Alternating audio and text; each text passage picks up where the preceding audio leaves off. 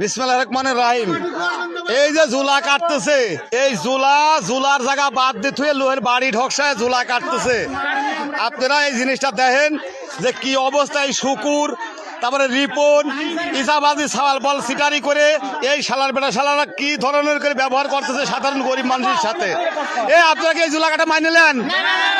আপনারা মানিলেন? আপনার জনগণ কেউ এই জুলা কাটা মানে নেয় না, আর ওরা জোর করে জুলা কাটতেছে।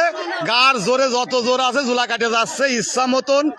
আপনারা এই জিনিসটা দেখেন, এইদিকে সাধারণ মানুষ এই দেশের বাস করবে কিনা, লোহের জায়গা ঢকসা জুলা কাটে যাচ্ছে, আর জুলার জায়গা জুলা ফাইন করে আরো পাড় বাইতে দিয়ে যাচ্ছে। তাহলে ঘটনাটা কি? হ্যাঁ, এনে পুরা দুর্নীতি হচ্ছে। এই দুর্নীতি কোনো মতেই আপনারা কথা বল না কেন? আমি খুঁজে পাওয়া যায় না, কি করছো সেটাই তো করছি। আমি তো তুলি না ধরলি সমস্যা হয়ে যায়। তো তাতে কি আপনারা কি মত কি কর না কি কামে? আপনারা জায়গা হেসে কেউ যেন জুলা কাটবে, আর এবারে হাঁটা পড়েন দিয়ে পিটাবেন, তারপরে কোনো কথা জুলা জায়গা দিয়ে জুলা কাটে যাক।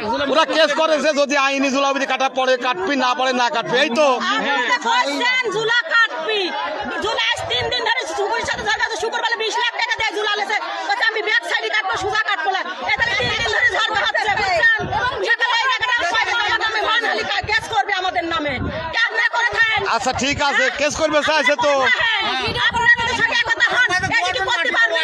কি কয়েছে? এই ভাষাটাও কয়েছে। কত বড় খারাপ ভাষা কয়েছে। এই জিনিসটা দেখেন আপনারা যে কি অবস্থা। এলাকার জনগণের ক্ষতি করে এরা জুলা কাটতেছে। আপনারা ভিডিওটা লাইক শেয়ার কমেন্ট ফলো অবশ্যই করে দিবেন ভাই। এই গরিব মানুষের খুব ক্ষতি করতেছে। আসসালামু আলাইকুম।